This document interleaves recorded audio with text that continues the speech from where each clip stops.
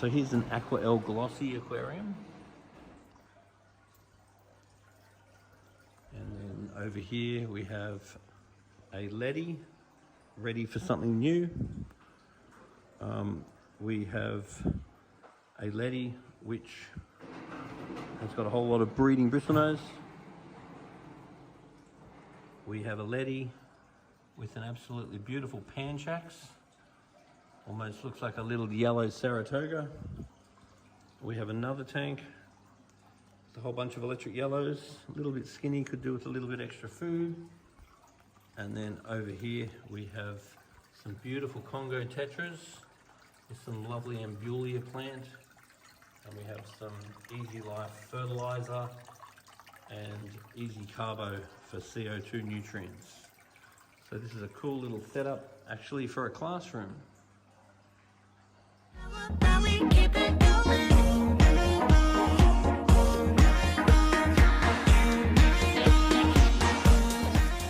So here is a magnificently beautiful golden Panchax. Almost looks like a little Saratoga. It is an absolutely gorgeous fish. So if you wanted something a little bit different, they can be a little bit snappy and a little bit aggressive, but absolutely gorgeous fish. Anyway, put a little note on the bottom of this video. Have you seen Panchax before? Did you know they get this big? It's a gorgeous fish.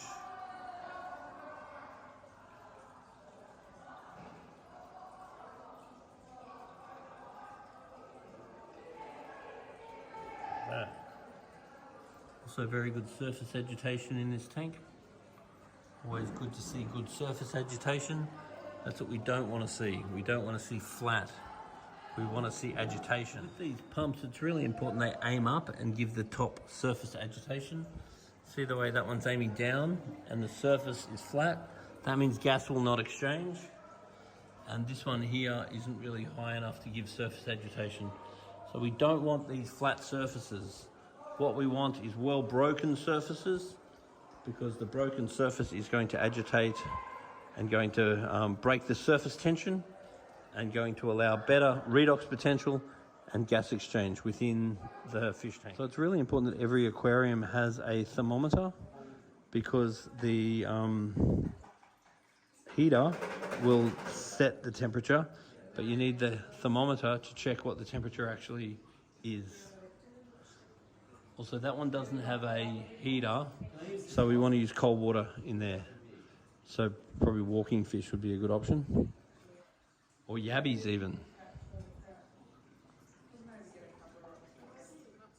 Now we need a couple of strainers for this filter. Otherwise the fish will get sucked up. We could also do with a couple of suction caps, because over time suction caps get old and you really want to suction cap that on the wall. And then you want to pull this up. In a perfect world, this would be positioned much more like that. And then we want that angled to agitate the surface. So the main job of that is to increase surface agitation. Yeah, so if we've got fake plants in there that the babies can get inside, then it gives the babies an opportunity to survive. Whereas these fish here, some of these are pregnant now, they're mouth brooders, and the babies are in the fish's mouth, and they'll get eaten if there's nowhere for the babies to hide. So this is a beautiful tank here with some lovely thriving ambulia and some really beautiful Congo tetra fish. Now over time, if you notice the plants falling apart, it usually means not enough light. If you notice the plants going yellow, then you could add some fertilizer. That's a very good fertilizer. If you notice algae growing all over the leaves of the plants, then you could add some Easy Carbo, because that'll be a CO2 issue. That's a very good product there. So you've definitely got all the right products. And this tank realistically looks really lovely. You've also got a Siamese algae eater, which is the stripy fish. And he's great for eating the blackbeard algae to help the cat keep the tank nice and clean. But I mean, that's a really beautiful display. And you want to clean the canister once a month. Do a water change once a month, and don't gravel clean around the roots of the plants. Now the suction caps on all these filters are very frustrating because after a year or so they deteriorate. On a lot of the new filters now, they have magnets, and it's so much better because that way you can easily angle it up. You can make sure you've got good surface agitation, and the stupid thing doesn't keep falling down all the time and almost defeat the purpose of having it. Good old progress. So I want each one to have a thermometer, and then in here I would suggest either walking fish or yabbies. Yabbies are really cool, but sometimes they eat each other. Walking fish are very much hit or miss. You either get good ones and they thrive, or you get not so good ones and they just don't seem to work.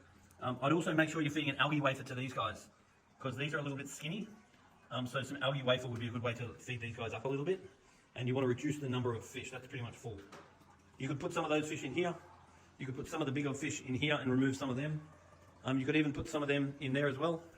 And then you could definitely put some of them, the bigger ones, over here. So what's really good on a semi-regular basis is to give the tank a good rearrange. And it's good to take the rocks out every now and then. That gives you a good chance to give you the spring clean, where you clean up all the back of it. And that's a nice thing. This tank could get some more fish whenever you're ready.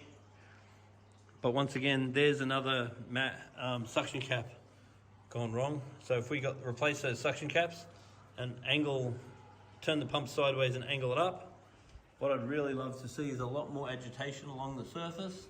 See how that's all too still? That means we're not getting enough oxygen in the tank. And then a fun fact is, you can't really see that fish now, but there is a fish in here that was bred by Bob Hawke, which of course, there he is, that one.